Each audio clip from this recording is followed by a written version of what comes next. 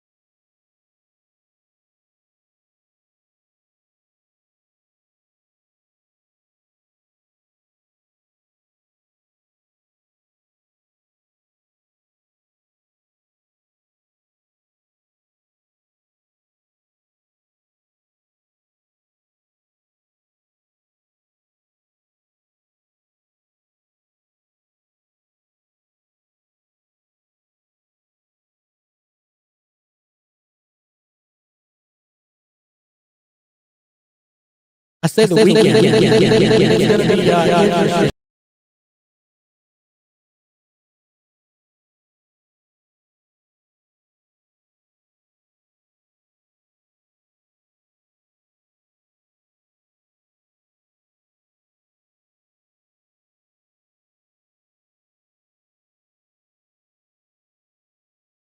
Bobby Casey, how are you? Good, good. One thing is, we're talking about Super Bowl prospects. Yeah, and I know everyone's watching to really tell you what it's been doing. NFL is trying to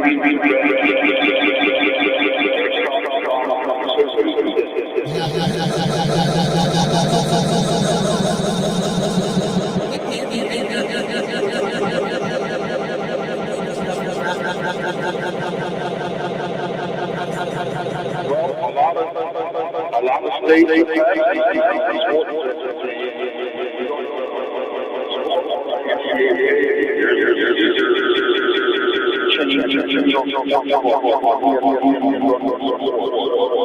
they're all getting interwoven and they're showing that comes on if you're better and they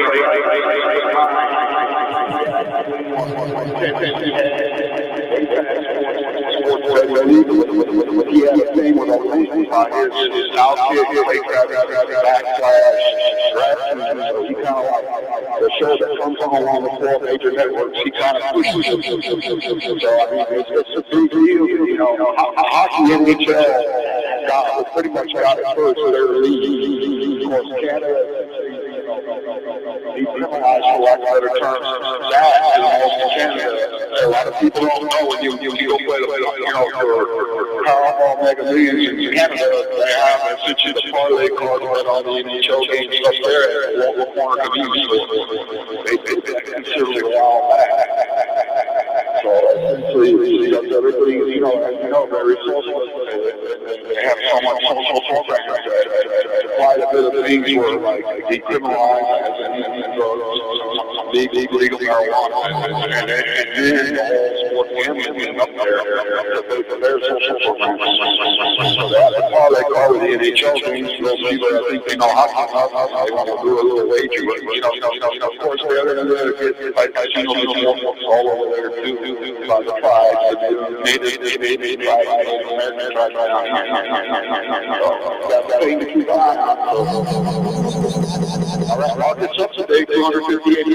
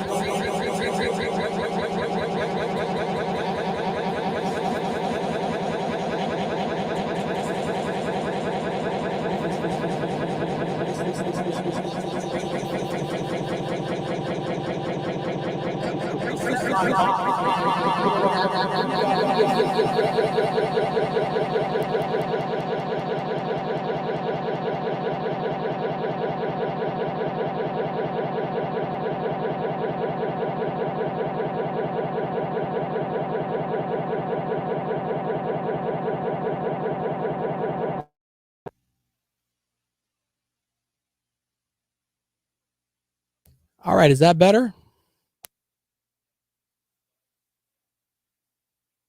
Is that better over there? Maybe, maybe not.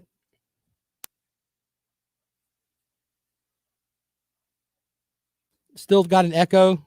Much better. Okay, good. Apparently, there was something in my settings that was silly. I appreciate you guys letting me know. Thank you very much for that.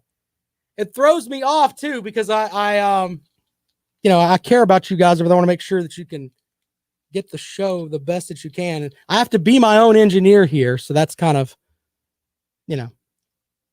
that's one of the glamours of Sports Talk Radio today. I know, right? Thank you for that, buddy. One of the glamours of Sports Talk Radio today is that when you're at when you're doing stuff, unless you're like in New York, you don't have your own engineer. You got to do it all yourself. So I learned how to do the majority of the engineering myself. Well, my stuff with I was talking about the stuff with the Athletes Bill of Rights.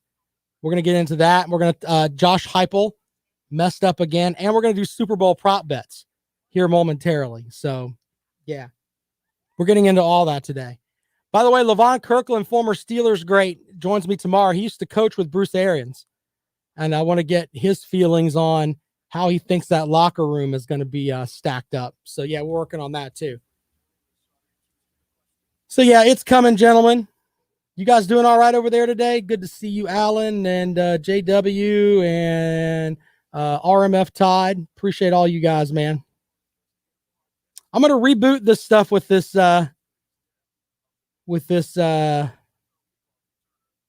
this Athletes Bill of Rights thing because man, that's a mess.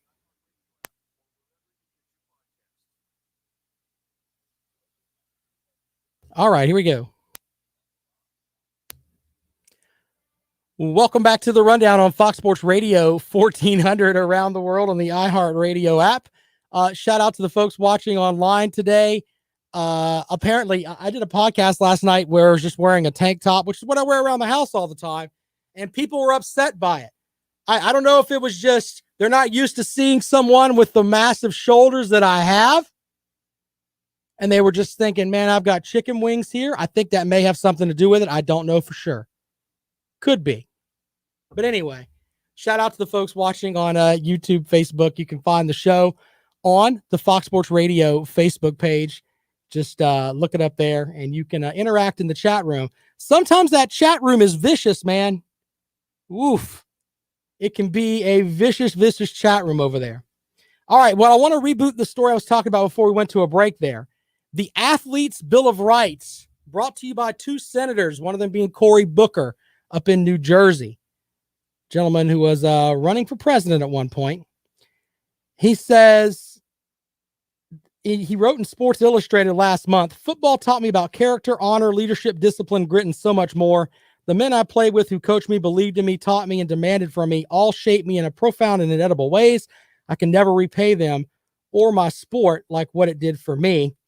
So he talked about that, but then his plan, in my opinion, could kill college football. And, you know, it's interesting because under his plan, where he says he got data supplied by universities to the Department of Education, Booker said that would mean payments for scholarship athletes on the football team of $173,000 a year to football players, $115,000 a year to men's basketball players, $19,000 to women's basketball players, and $8,600 to baseball players who are on full scholarship. So wrap your head around that for a second. How many scholarship, what are there, like 75 scholarship players on each team? I can't remember. I mean, I can't. But if we use 75 as a round number and $173,000 a year is what you get, if you do the math, that's $12.9 million is what it will cost just in the salary. I guess that's what we're going to call it now for the players. So if it's 85, you have to add more to it. Thank you for that. So we can add that up for you, but either way, it's going to be north of $13 million just to have your players, quote unquote, paid. So, you know, I understand the idea of, hey, maybe they should get something more for what they're doing. I do think that it is kind of silly that universities can make a lot of money off their likeness, and I get that. You know, remember the Chris Webber story that he said that they were selling his jersey in the store for like $100 or whatever, and he wasn't getting anything out of that. Look, I can buy that too. But $173,000, you must have lost your mind. Now, here's the other thing too.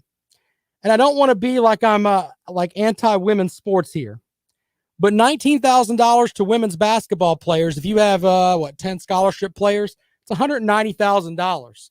Now, for Don Staley's program down in South Carolina, they could probably afford it because they can sell out the CLA. They're the number one team in the country. So I can buy into that for just that team if you want to go that far. But if you go to Clemson, which women's basketball, Coach Butler up there is trying to get the ladies right up there. But I use them because they're at a Power 5 conference, 150 miles up the road. So however far it is. Anyway, they're not going to be able to afford that. It's just not going to happen. And then the other part of it too, do they still have to pay for their tuition? Still have to pay for their tuition and everything else. I mean, if it's a compensation thing like that, I mean, they shouldn't have to, they should cut them that check and be like, okay, make sure you enroll. By the way, pay for your own tutors, pay for your own food, pay for all of that on your own. That has to come from you now. If you're a football player, you get 173 grand, have at it. It is a mess, ladies and gentlemen, when you really stop and think about it. I think there has to be a happier medium than this. The reality is that right now, this isn't going to work. And Cory Booker has lost his mind. Do you value this plan? Do you think that this is too much? Or someone was telling me earlier, well, maybe that's not enough. And they gave me this impassioned plea about, are you out there every day in practice and putting your brain through what a lot of these football players put their brains through, where they could have damaged brains and everything else? No, I'm not. I'm really not. But I still think for the good of the sport, you can't go that far. 803-978-1832, 803-978-1832. And I've got another story on Josh Heupel that I want to get into before we go to a break here. Tyler Crowder from Kicking It with Crowder joins us after the break to talk Super Bowl, prop bets. First, RMF Todd says, pay your own insurance, food, room and board, tuition, and everything else normal parents pay for their kids to go to college. I get that. But if you go to, let's say, South Carolina, and it costs, round number here, $30,000 a year, in some ways, the baseball players are completely messed up on that end because they're only getting 6 or 8. Women's basketball players are getting 19, so they got to come up with another $11,000 just to play. If they're keeping the scholarships out of it. I just think this plan is full of holes. Anyway, let's pivot to Josh Heupel for a moment here at Tennessee. We'll take calls on the Athletes' Bill of Rights as we roll along this afternoon here on the Rundown.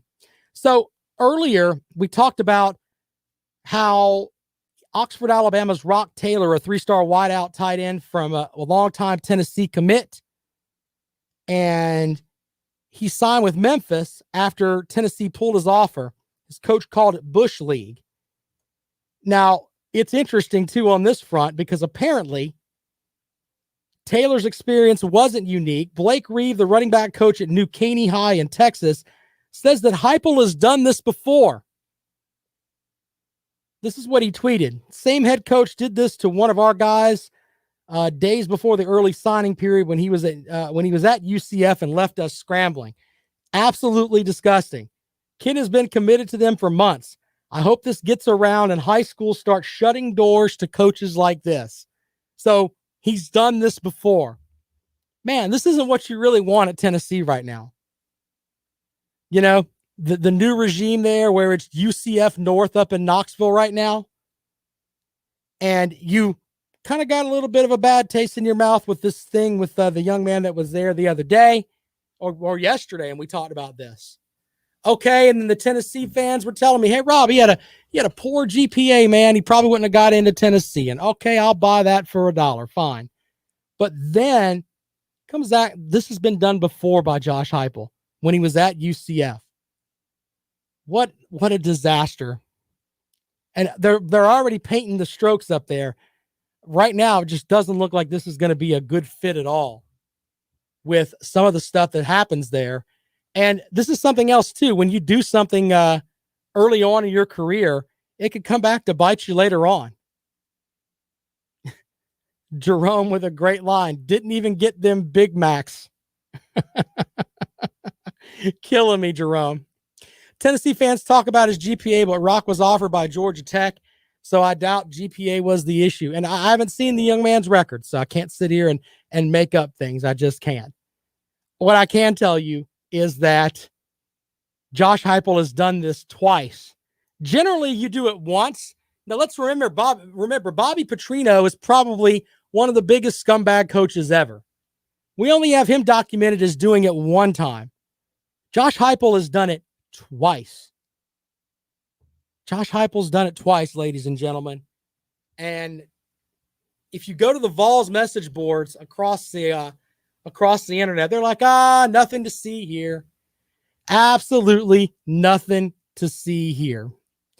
JW Online says, I live in Oxford and that kid is Sling Blade. Okay. That's fine. But this has happened more than once. Should Tennessee fans be alarmed with that? We'll take your calls on that as well at 803-978-1832, 803-978-1832. Don't forget, South Carolina's basketball team last night picked up a win on the road. You know, we kind of kicked South Carolina to the curb a little bit here thinking, man, they just lost to Vanderbilt. Isn't that sad? When you lose to Vanderbilt in anything that's not baseball, it's just you're looked at like you have some skin-eating disease or something. South Carolina went on the road last night and beat probably the hottest team in the SEC in Florida. So shout out to Frank Martin and his guys for getting that job done. You know, I was looking at Clemson's schedule too. Clemson has been really bad here lately. They did get the win over North Carolina. And that's a big win. Anytime you win over North Carolina, it's sort of like losing to Vanderbilt. People just look at it and be like, okay. But when you look at Clemson, the rest of their schedule is, I don't want to say easy, but the reality is this. They have games against Syracuse and Georgia Tech at home back to back. They go on the road to Notre Dame, go to Pitt, go to Wake, Miami at home, Pitt at home. What do all of these teams that I've talked about have in common? None of them have a winning record in conference play. Just saying. This could be the point where Clemson could turn their season around a little bit. Out to the phones, 803-978-1832. And good afternoon. Welcome into the Rundown. Good afternoon, Rob. It's Ray. How are you doing? Ray, what's up, buddy? How are you, man? Oh, I tell you, good win by the Gamecocks last night in basketball. But boy, I tell you, man, I hope they can get it going because they'll play one good game. Now it looks so good the next week, and then play another good game. So, well, the they need C to put word it together. is a big thing right now with the coronavirus and consistency. Generally, when your program has been touched by the coronavirus, you don't have any consistency. So, yeah, I think that's the way around the country. So, yeah, you're right about that. They really are. And I'm a Frank Martin fan, but I also can see the writing on the wall. But I will come to his defense, and I don't usually do this. When they were off and they shut it down for a solid month, I think he's kind of had to use practices to try to figure out not practices, but games to try to use them like practices to figure out his squad. But I'll give him a bit of a pass, but still, I kind of need to see a little more, going forward. But what I was going to jump in on the Tennessee thing, what I think is absolutely amazing is, remember the old Clemson defensive coordinator, Kevin Steele? He went to Auburn. He did pretty good at Auburn. Right. Well, if you remember, Tennessee actually hired the guy. I mean, Rob, he was only there maybe 2 to 3 weeks, and the guy makes almost $1 million. Yeah, and that's something too. Money doesn't mean anything to a lot of these conferences or a lot of these teams. Yeah, whatever. We'll just pay it. I mean, if you remember South Carolina yesterday, coach somewhere else. Yeah. Well, like South Carolina yesterday was like, the 12.9 million to Muschamp. It was almost like it's monopoly money. Yay, let's just throw it on out there. It's kind of the vibe you get from it, Yeah, and I called in yesterday. I'm still just perplexed at Ray Tedder, the interview he had, and he made the comment, well, so that money was just sitting in our coffers for a rainy day. So he acted like the money didn't really cost him anything. It was almost like a great uncle let them inherit it, so we just gave it over. But regardless, it's still coming out of your pocketbook. I mean, that's still $12.9 million you're paying a coach, not coach. So I mean, so I don't necessarily buy all that, Rob. But Tennessee was stuffing money in McDonald's bags, so I mean that should tell you what what the gist of what's going on up there. I mean, it's a mess up there in Tennessee. And I'll tell you something, they better be very worried because they're not UNC. and I think Tennessee, the committee just may say, we got to make an example of this school. So if I'm a Tennessee fan, I'm very worried about that. But thanks, Rob. All right, there you go. Appreciate it, man. Yeah, you're right about that. And I look at stuff like that. And when athletic directors make comments like that, it kind of just rubs me the wrong way. Especially when you see where there's a lot of folks in our country right now that are really struggling. And I'm not just putting Ray Tanner out there. I'm putting a lot of these athletic guys out there. It's not monopoly money. You didn't land on Boardwalk and you're just going to throw the money out there and that's the end of it. It's just a mess, in my opinion, when it comes to that kind of thing. All right, we'll take a quick break. When we come back, we'll talk some prop bets with Tyler Crowder, host of Kicking It with Crowder.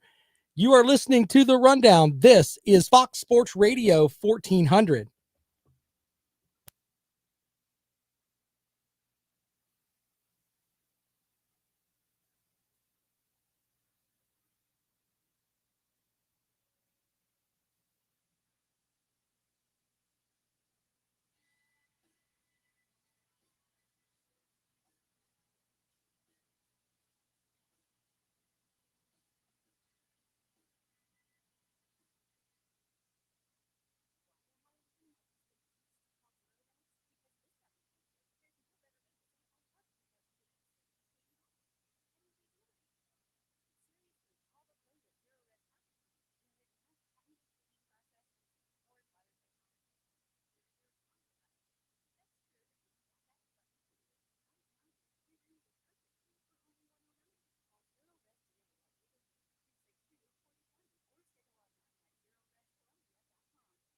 Extra cheddar and lettuce. That's high quality right there, Jerome.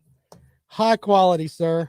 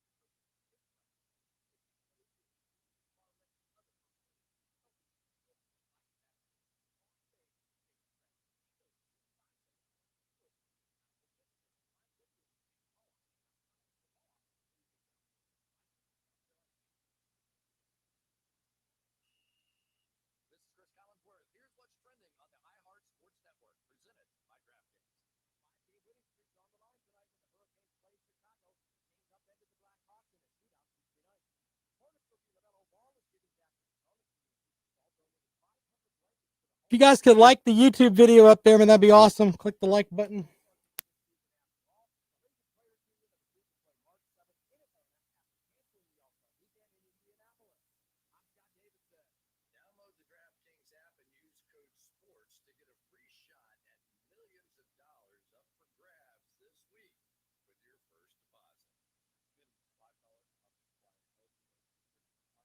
You're probably right. It is Memphis, though.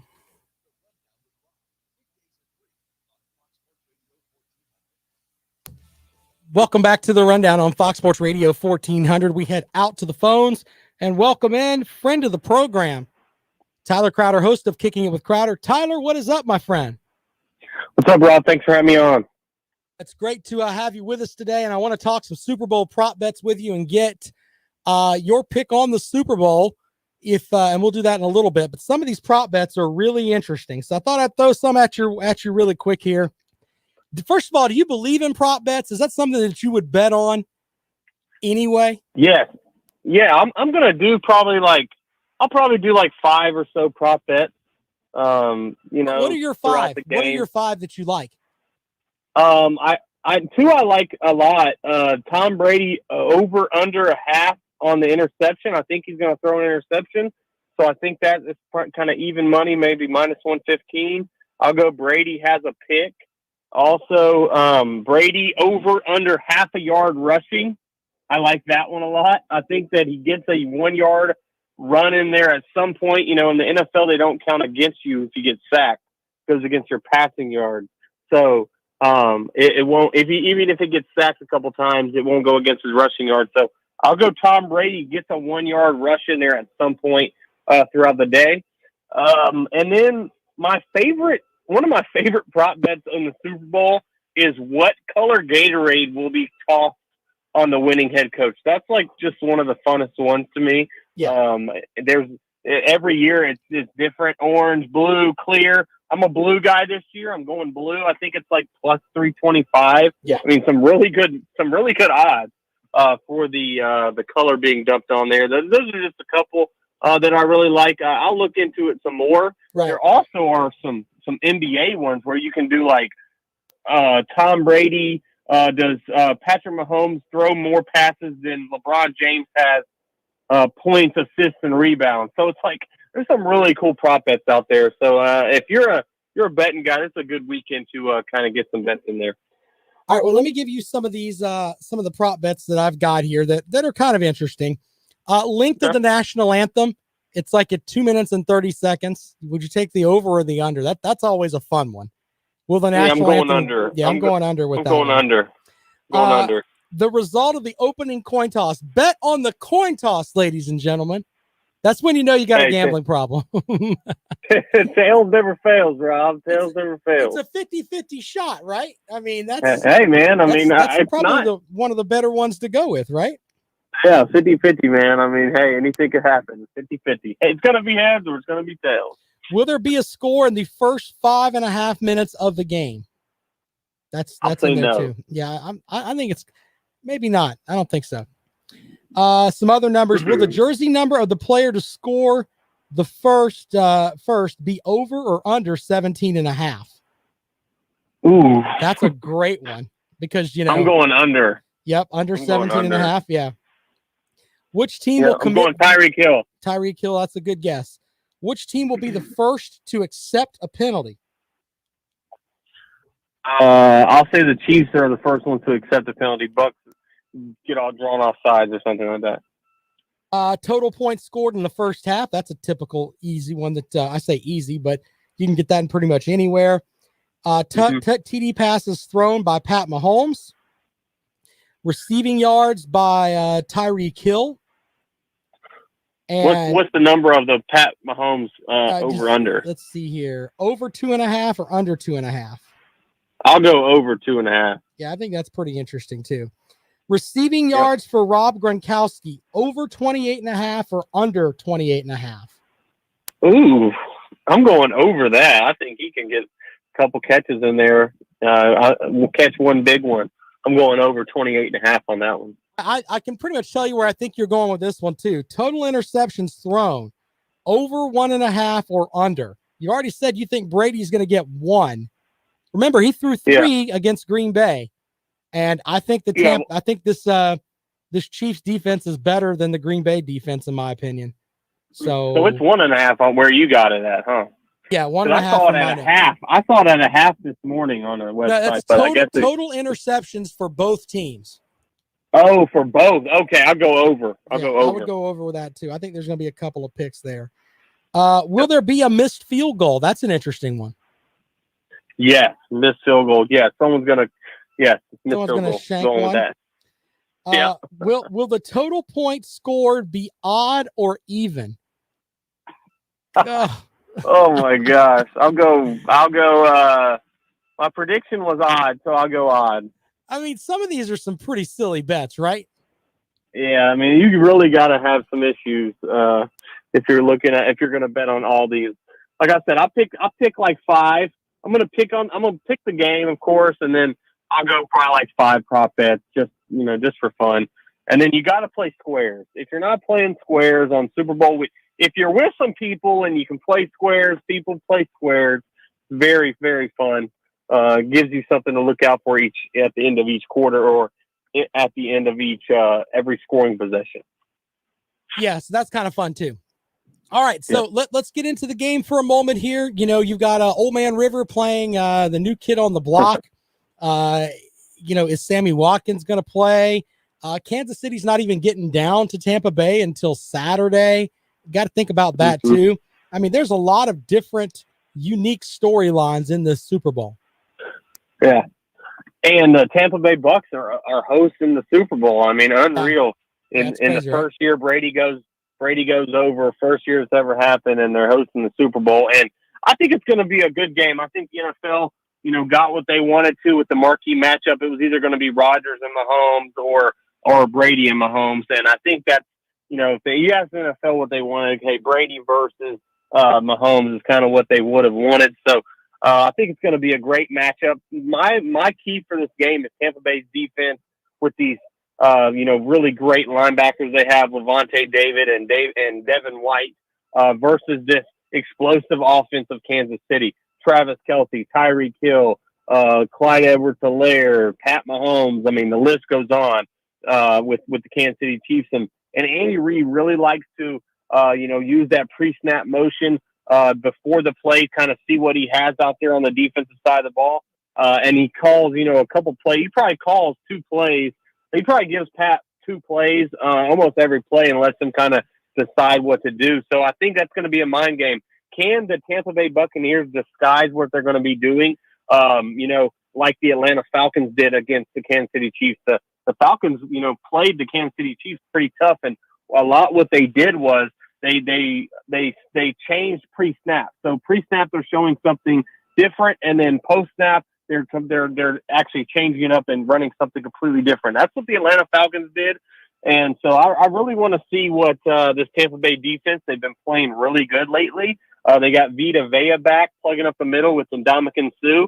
Then their cornerbacks, the real big matchup for me, Carlton Davis versus Tyreek Hill. The first matchup, Tyreek Hill won that one big time. Had 259 yards, 13 catches, 3 touchdowns, 200 yards in the first half. So my X factor actually is Travis Kelce, though, because what he's been able to do in the middle of the football field and kind of be that security blanket for Patrick Mahomes, I think that's a big key in the game. I think Kelce makes a play late. And Brady, of course, you got Brady versus Kansas City defense, who has been playing very well. That matchup for me is Brady versus Tyrann Mathieu on that other side of the football. Tyrann Mathieu is a guy you can line up all over the field. He can play slot corner, safety, linebacker. He can come in with the blitz. He's a great player to watch. You're a defender. You play defense, high school, college. Watch Tyrann Mathieu this week. He is going to put on a show and line up all over the field. But to me, it's just Kansas City's too powerful. This Chiefs team is just. I picked them at the beginning of the year to win it all, Rob. I just think that they're going to repeat. I think it's going to be a close game. I don't think they're going to have to come back like they did last year. But I think it's going to be kind of a back and forth game. They do get a touchdown to go ahead in the fourth quarter, and I think that Brady and them just run out of time. I just don't think they have enough time. They're going to get the ball late with a chance to win, but I just don't think they're able to. They don't have enough time. They run out of time. 36-31, Kansas City Chiefs. That's what I'm going, Rob. That's my prediction. The over under 56. Of course, I'll go over that as well with my prediction. So over the 56, and I will take the Chiefs -3 versus the GOAT. And this is one of those. I mean, it's hard to bet against Tom Brady. Hard to bet against Pat Mahomes. So should be a great Super Bowl matchup this weekend, Rob. For the MVP, I've got my 2 picks, and if Tampa Bay wins, I think it's going to be Leonard Fournette. I think that for the way for them to actually beat Kansas City is to keep Pat Mahomes on the sidelines, and the way that they're going to do that is giving the ball to Leonard Fournette and letting him just basically try to wear that Kansas City defense out. Lots of 3 yards here, 4 yards there, 9 yards here, over and over again, catching passes out of the backfield, etc. Being that release valve there for Tom Brady, especially if they can bring the heat and try to get to him, which is, if Tom Brady gets hit, he's not as an effective of a quarterback. He doesn't have the ability anymore to move around and make plays like that. I mean, they have to keep him clean, but the way that they can do that is, of course, by giving the ball to Fournette. Now, on the other side of the ball, I like Travis Kelce. I think he could have a couple of touchdown catches this game. But do you have another idea for an MVP that's quarterbacks that people should keep their eyes on? Yeah, last year I actually picked Tyreek Hill, and he had a pretty good game. He didn't get the touchdown. I think if he would have got a touchdown last year, he really could have been the MVP. Look what he did against the Buccaneers the first time. 3 catches for 200 yards in the first half. If he does that, he will be the MVP of this Super Bowl. But it's hard to go against the quarterbacks. Brady and Mahomes, it's like last year. Last year, the running back for Kansas City really should have won the MVP. Right. But Mahomes kind of led him back in the comeback, and then he wins it. But Tyreek Hill's a name to watch out for. And then on the Tampa Bay Buccaneers, this is going to be a shocker, but Shaq Barrett, a guy who is a defender, if he can get after Mahomes, sack him 2-3 times, maybe cause a forced fumble. This is a guy who saw Von Miller do it on the big stage. Again, he played on the Broncos in 2015. So Shaq Barrett, watch Von Miller do it. Can he go out there and replicate what Von Miller did against the Carolina Panthers a few years ago? So that's my player to watch on the Tampa Bay Buccaneers side is Shaq Barrett. And then on Kansas City side, I mean, it's hard to go against Tyreek Hill.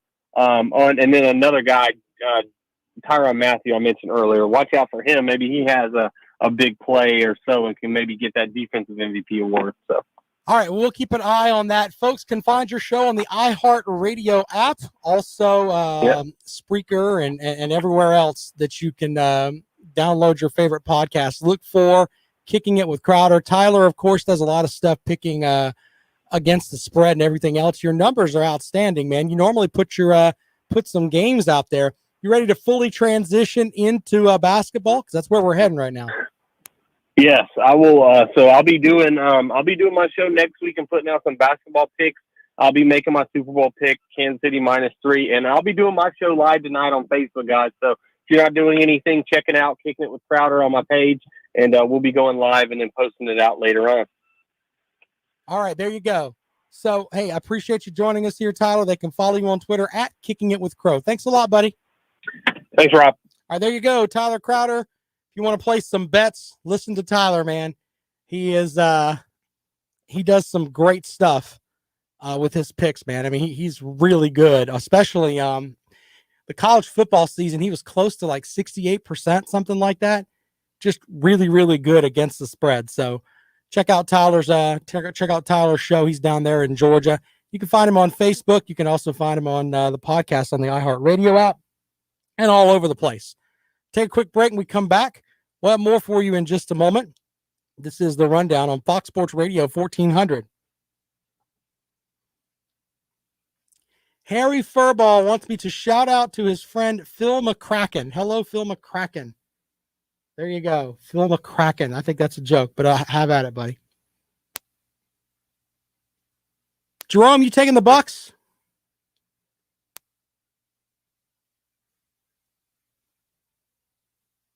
I have to admit that my feelings are hurt that the Green Bay Packers are not playing. I mean, I'm just being honest. It really bothers me. I ain't going to lie to you, man. Green Bay Packers should be playing, but they're not. And that is sad. Sad, sad, sad.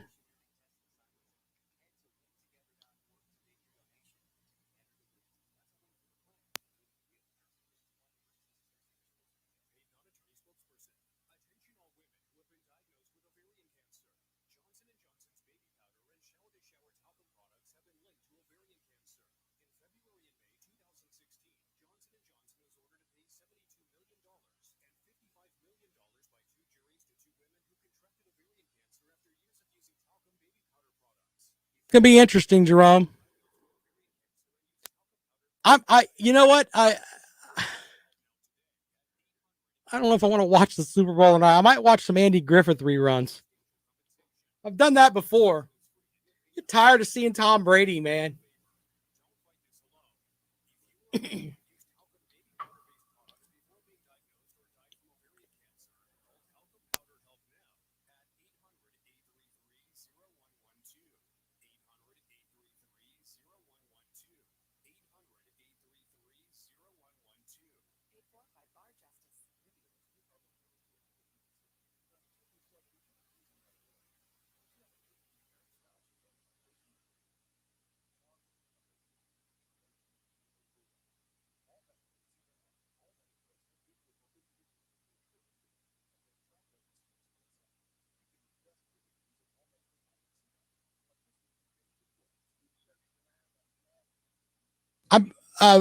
Wife wants to know what I want as far as Super Bowl food. I don't even know what to tell her.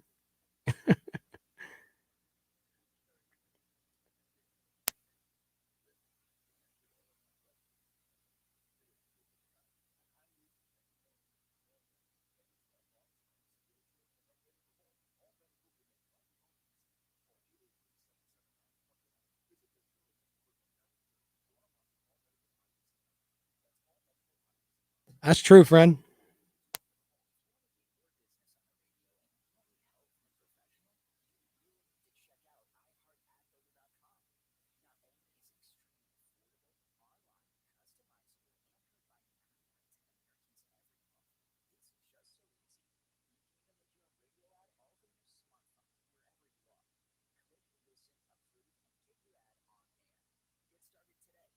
I'm tired today, guys. I don't know what my problem is. Need to get me some I don't know. I'll get a Red Bull or something. Get my head moving.